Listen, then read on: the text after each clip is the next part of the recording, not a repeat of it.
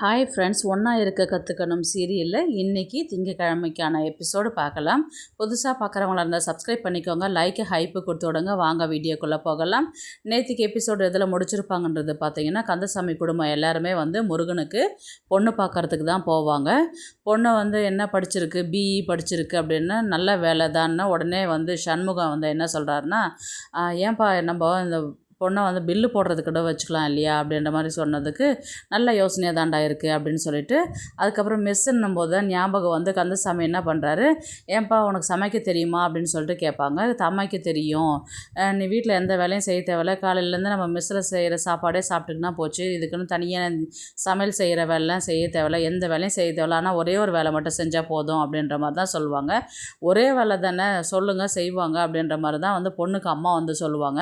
என்ன வேலைனா, காலையில் ஒரு 50 பேருக்கு இட்லி, பொங்கல், பூரி, தோசை செய்யணும், அதே மதியானத்துக்கும் செய்யணும், திரும்பவும் நைட்டுக்கு ரொட்டீன் செய்யணும்.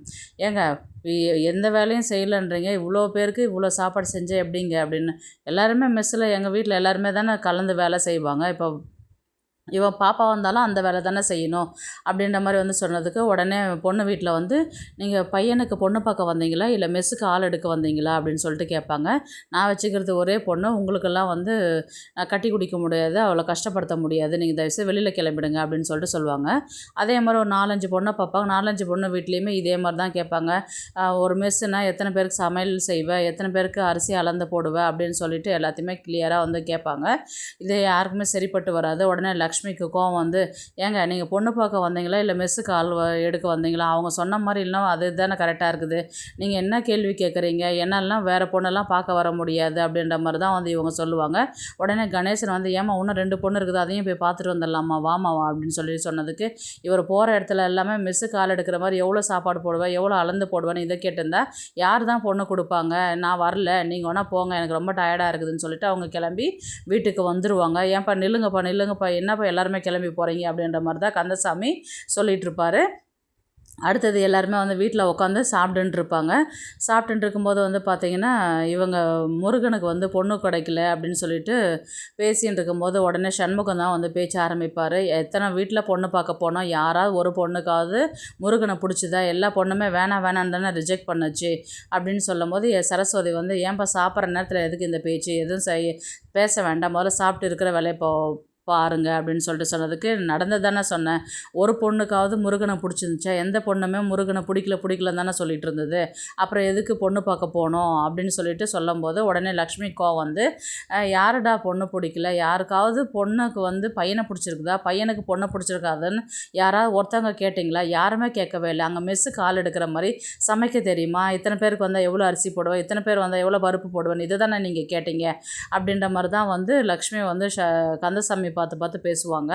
இப்போ என்ன நான் தப்பாக கேட்டுட்டேன், இப்போ சரஸ்வதி வேலை செய்யலையா, நம்ம வீட்டு மருமக தானே, அவள் எல்லா வேலையும் பண்ணலையா அப்படின்ற மாதிரி தான் கேட்டதுக்கு, இப்போவே ஆரம்பத்தில் பொண்ணுக்கு மாப்பிள்ளை பிடிச்சா, மாப்பிள்ளைக்கு பொண்ணை பிடிக்கிறதுன்னு பார்த்தா நாளைக்கு என் பொண்டாட்டி இந்த வேலையெல்லாம் செய்ய மாட்டா, அதனால் நான் வேறு கொடுத்துன்னு போகிறேன், அதுக்கப்புறம் நான் தனியாக கடை வச்சுக்கிறேன், இந்த மாதிரிலாம் செய்யக்கூடாதுன்றதுனால தான் ஸ்டார்டிங்கில் எல்லாத்தையுமே நான் சொல்லி கல்யாணம் பண்ணுறேன், இதில் என்ன தப்பு இருக்குது அப்படின்னு சொல்லிட்டு கந்தசாமி கோச்சிக்கிட்டு சாப்பிடாத போயிடுவார். முருகனும் அவரும் கோச்சிக்கிட்டு சாப்பிடாத போயிடுவார். ஏன்டா சண்முகம் வாயை வச்சுக்கிட்டு சும்மா இருக்க மாட்டியா, இப்போ பாரு என் பிள்ளை சாப்பிடாத போகிறான் அப்படின்ற மாதிரி தான் சொல்லிட்டு திட்டுவாங்க. அதுக்கு நான் என்ன பண்ணட்டும் அப்படின்ட்டு இவர் சாப்பிட ஆரம்பிச்சிருவார்.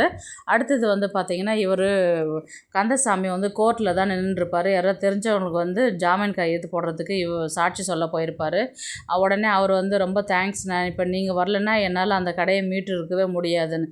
ஏன்ப்பா உன் பக்கம் நியாயம் இருக்கும்போது அது எப்படிப்பா வராது இருப்பேன், அதுதான் உனக்கு கடை உங்ககிட்ட வந்துடுச்சு இல்லை, இனி யாரும் உனக்கு பிரச்சனை பண்ண மாட்டாங்க, அப்படி பிரச்சனை கொடுக்குற மாதிரி இருந்தால் என்கிட்ட சொல்லு அப்படின்னு சொல்லிட்டு கந்தசாமி சொல்லுவார். ரொம்ப தேங்க்ஸ்ண்ணா அப்படின்னு சொல்லிட்டு சொல்லுவாங்க. அதுக்கப்புறம் ஆப்போசிட்டில் பார்த்திங்கன்னா, மாப்பிள்ளை வீட்லேயும் பொண்ணு வீட்லேயும் சண்டை போட்டுன்னு இருப்பாங்க. என் பொண்ணுக்கு எவ்வளோ நகையை போட்டால் எல்லாத்தையும் விற்று சாப்பிட்டுட்டிங்களே அப்படின்னு சொல்லிட்டு சண்டை போட்டுக்கிட்டு இருப்பாங்க. இவர் நின்று பார்த்துக்கிட்டு இருப்பார் அந்த சண்டையை. பாவம் பொண்ணு வீட்டில் இவ்வளோ ஏமாற்றிட்டாங்க போல் அப்படின்னு சொல்லிட்டு பையன் வீட்டில் இருக்கிறவங்களாம் திட்டிகிட்டு இருப்பாங்க எல்லாருமே. அப்போது அந்த நேரம் பார்த்து நிறுத்துங்க அப்படின்னு சொல்லிட்டு இந்திரா தான் உள்ளே என்ட்ரி ஆவாங்க. யாரா அந்த பொண்ணு அப்படின்னு சொல்லிட்டு கந்தசாமி திரும்பி பார்க்கும்போது, இவர் சூப்பர் மார்க்கெட்டில் இவங்க ஒயின் வாங்கின பொண்ணு தானே இது அப்படின்ற மாதிரி தான் நினைப்பார். உடனே யாரை பற்றி தப்பாக பேசுகிறீங்க, எங்கள் அண்ணன் அந்த மாதிரிலாம் கிடையாது, உங்கள் வீட்டில் தான் உங்கள் பொண்ணு தான் எல்லா நகை இது வேணும் அதை வேணும்னு கேட்டு வாங்கி விற்று சாப்பிட்டது உங்கள் பொண்ணு தான், யார் மேலே வந்து குறை சொல்கிறீங்க, எங்கள் அண்ணன் மேலேயே குறை சொல்கிறீங்க நீங்கள் அப்படின்னு சொல்லிட்டு அவர் வந்து அந்த நிந்திரா வந்து திட்ட ஆரம்பிப்பாங்க. உடனே வந்து கந்தசாமி நிறுத்துங்கம்மா அப்படின்னு சொல்லிட்டு இவர் வருவார். யாருங்க நீங்கள் அப்படின்ற மாதிரி, ஏங்க அந்த பொண்ணு வீட்டில் அவ்வளோ அழுகுறாங்க, அவ்வளோ சொல்கிறாங்க, மாப்பிள்ளை வீட்டில்காரங்கெல்லாம் இப்படி கல் நெஞ்சுக்காரங்களா இருக்கிறீங்களே, பொண்ணு வீட்டில் வந்து இவ்வளோ கஷ்டப்படுற போது ஃபேமிலியை வந்து அழும்போது உங்களுக்கு பரிதாபன்றது கிடையாதா, மனசாட்சி இல்லையா உங்களுக்கு அப்படின்னு சொல்லிட்டு கந்தசாமி வந்து கேட்பார். ஹலோ அங்கிள், நீங்கள் யார், உங்களுக்கு என்ன வேணும், என்ன பிரச்சனை அப்படின்னு சொல்லிட்டு இந்திரா கேட்பாங்க. ஏம்மா உன்னை பற்றி எனக்கு தெரியும், நீ வந்து என்கிட்ட பேசாதானே, நீங்கள் வந்து என்கிட்ட பேசாதானே, இப்போ நீங்கள் தானே நிறுத்த சொன்னீங்க, அப்போ அப்செட் நீ யார், அந்த பையனுக்கு என்ன, எங்கள் அண்ணன் என்ன, அவங்க கூட பிறந்த அண்ணன் போது நீ உங்கள் அண்ணனுக்கு தானே சப்போர்ட் பண்ணி பேசுவேன் அப்படின்னு சொல்லிட்டு சொன்னதுக்கு, ஐயோ எங்கள் கூட பிறந்த அண்ணன் இல்லைங்க சார், என் ஃப்ரெண்டோடைய அண்ணன் அப்படின்னு சொல்லிட்டு இந்திரா வந்து சொல்லுவாங்க. அதுக்கப்புறம் என்ன பிரச்சனைனா, பொண்ணு வீட்டில் தான் அவ்வளோ அழுகுறாங்க, அவ்வளோ உண்மை சொல்கிறாங்க, நீங்கள் ஏன் இப்படி ஏமாத்துறீங்க, எதுக்கு அவங்க வீட்டில் வரதட்சணை கேட்டு வாங்குறீங்க, வரதட்சணை கொடுக்குறதும் தப்பு, வரதட்சணை வாங்குறதும் தப்பு, உங்களுக்கு அறிவு இல்லையா, ஏமா நீங்கள் போய் இந்த மாதிரி குடும்பத்தில் போய் மாட்டினீங்கன்னு, அதுதாங்க நாங்கள் பண்ண தப்பு அப்படின்னு சொல்லிட்டு இவங்க அழ ஆரம்பிப்பாங்க. அங்கிள் எதுவுமே தெரியாத பேசாதீங்க, எங்கள் அண்ணனை பற்றி எனக்கு தெளிவாக தெரியும், நான் ஃபுல் டீட்டெயில் சொல்கிறேன் கேட்குறீங்களா நீங்கள் அப்படின்ற மாதிரி வந்து சொன்னதுக்கு, எனக்கு அதெல்லாம் தேவையில்லைம்மா, நீ யாருன்னு எனக்கு தெரியும், நீ என்னென்ன வேலை பார்க்குறன்றது எனக்கு தெரியும், என்ன வேலை பார்க்குறேன்னா சொல்லுங்கள் அப்படின்னு சொல்லிட்டு இந்திரா வந்து கேட்பாங்க. அதெல்லாம் சொல்ல முடியுமா, சொன்னால் உனக்கு தான் அசிங்கமாயிடும் அப்படின்னு சொல்லிட்டு அங்கேருந்து கிளம்பி போகும்போது உடனே கணேசன் தான் வருவார். கணேசன் வந்து ஐயோ இங்கே வந்து யார்கிட்ட பிரச்சனை பண்ணிட்டு இருக்கிறான் இவன் அப்படின்னு சொல்லிட்டு கோர்ட்டில் வந்து பிரச்சனை பண்ணுறானே அப்படின்னு சொல்லிட்டு வண்டி நிறுத்திட்டு வரும்போது வந்து பார்த்திங்கன்னா அவர் கூட இருந்தவர், வாங்க போயிடலாம், யார் வீட்டு சண்டையிலே போயிட்டு நீங்கள் எதுக்கு தலையை நுழையிறீங்க, வேணாம் வாங்க போகலாம் கந்தசாமி வாங்க அப்படின்னு சொல்லிட்டு அவனை இழுத்துன்னு வருவார். என்ன கந்தசாமி வந்த இடத்துல என்ன இங்கே எதுனா புது பிரச்சனை, புது பஞ்சாயத்து பண்ணிட்டு இருக்கிற அப்படின்னு சொல்லி கேட்டதுக்கு, இல்லை நேத்திக்கு ஒரு பொண்ணு நம்ம சூப்பர் மார்க்கெட்டில் ஒயின் வாங்கிச்சுன்னு சொல்லிட்டு சொன்னல, அந்த பொண்ணு தான் இங்கே வந்து பிரச்சனை பண்ணிட்டு இருக்குது, எந்த பொண்ணு அப்படின்னு சொல்லிட்டு இவர் பார்ப்பாரு. இந்த பொண்ணா, எனக்கு தெரியுமே இந்த பொண்ணு அப்படின்னு சொல்லிட்டு கணேசன் வந்து சொல்லுவார். இந்த பொண்ணு உனக்கு தெரியுமா, எப்படி தெரியும் அப்படின்னு சொல்லி சொன்னதுக்கு, இந்த பொண்ணு தான் வந்து முருகனுக்கு தெரியும் அப்படின்னு. முருகனுக்கு தெரியுமா, எப்படின்னா அன்றைக்கி சாப்பிட்றதுக்கு ஆள் இல்லைன்னு சொல்லிட்டு 4-5 காலேஜ் பொண்ணுங்களை தானே வர வச்சு வந்து சாப்பாடை பரிமாறத்துக்கு சொன்னாங்க, இந்த பொண்ணு வந்து காசை ஏமாற்றிக்கிட்டு வாங்கின்னு போச்சு, அப்படியா அப்படின்ற மாதிரி தான் வந்து சொல்லுவாங்க. ஆமாம்ப்பா, வீட்டில் இருக்கிற மாதிரியே இங்கே வந்து அந்த பொண்ணுக்கிட்ட போயிட்டு பஞ்சாயத்து பண்ணிட்டு இருக்கிற, வாப்பா நம்ம வேலையை பார்ப்போம் அப்படின்னு சொல்லிட்டு அங்கேருந்து கூட்டிகிட்டு போவாங்க. எவ்வளோ தைரியம் இருந்தால் ஒரு பொண்ணுக்கு அவ்வளோ திமிரு இருக்கக்கூடாது, அவ்வளோ பேச்சு பேசுது அந்த பொண்ணு அப்படின்ற மாதிரி தான் வந்து பேசிட்டு அவங்க வண்டியில் போகும்போது மறுபடியும் அந்த பொண்ணு தான் நின்று பேசிட்டு அவரை வந்து கந்தசாமி வந்து ஸ்டாப் பண்ணி, நிறுத்துங்க உங்ககிட்ட ஒரு நிமிஷம் நான் பேசணும், நான் அதை பாருமா நான் உங்கள்கிட்டலாம் நான் பேச மாட்டேன், நீ யாருமா என்கிட்ட வந்து பேசுறதுக்கு, ஒரு பிரச்சனைன்னும் போது நீங்கள் வந்தீங்க இல்லையா, இப்போ நான் வந்து அந்த பிரச்சனையை சொல்கிறேன் அப்படின்னு சொல்லிட்டு அந்த பொண்ணு வீட்டில் தான் ஏமாற்றி நகையெல்லாம் அவங்களே வந்து அந்த வீட்டில் நகையை திருடி தான் எடுத்துகிட்டு போயிட்டு விற்று வாங்கி சாப்பிட்ற மாதிரி இருக்கும், இல்லை அந்த நகையை கொண்டு வந்து அவங்க பொண்ணு வீட்டில் அந்த ஏமாற்றி வாங்கிட்டு போகிற மாதிரி தான் இருக்கும்.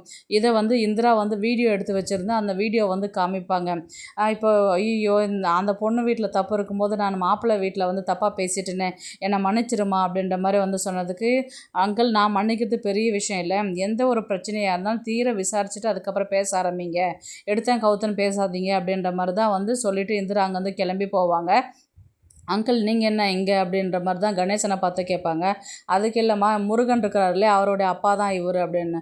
அப்படிங்களா, வணக்கம் சார், இந்த மாதிரி உங்கள் பையனை எதனா ஆர்டர் வந்தால் சொல்லி விடுங்க, செய்கிறேன், நான் எல்லா பிஸ்னஸ்ஸு எல்லா வேலையெல்லாம் பண்ணுவேன், ஆர்டர்லாம் எடுப்பேன் அப்படின்ற மாதிரி சொன்னதுக்கு, நேத்தி கூட நான் ஒயின் வாங்குகிற இடத்துல பார்த்தனேம்மா, அது எனக்கு இல்லைங்க சார், எனக்கு இல்லை அங்கிள், அந்த மாதிரி கஸ்டமர் ஒருத்தர் ரெகுலராக கேட்பாங்க, அவங்களுக்கு தான் வாயின் போய் கொடுத்தேன் நான். அப்படியாம்மா, நான் அவனை தப்பாக நினச்சிட்டேன் நான் அப்படின்னு சொல்லிட்டு இவங்க அங்கேருந்து பேசிட்டு எல்லாத்தையுமே கிளம்பிடுவாங்க. அதுக்கப்புறம் கணேசன் வந்து பரவாயில்லையா, இந்த வயசு சின்ன வயசாக இருந்தாலும் எல்லா பொறுப்பாக எல்லா வேலையும் செய்யுது இல்லையா அப்படின்ற மாதிரி தான் வந்து கந்தசாமி கிட்ட சொல்லுவார். கந்தசாமி வந்து ஆமாம் அப்படின்ற மாதிரி தான் வந்து யோசிச்சுட்டே இருப்பாங்க.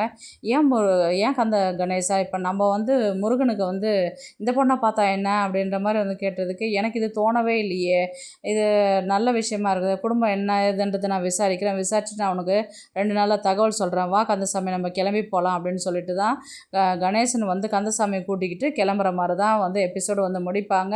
அதுக்கப்புறம் வந்து இந்திரா வீட்டில் பொண்ணு பார்த்துட்டு இந்திராவை வந்து கட்டி வைக்கிற மாதிரி தான் வந்து கதையை கொண்டு போவாங்க.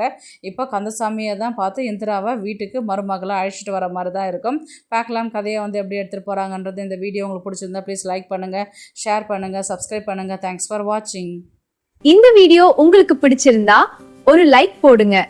நம்ம சேனலை சப்ஸ்கிரைப் பண்ணுங்க.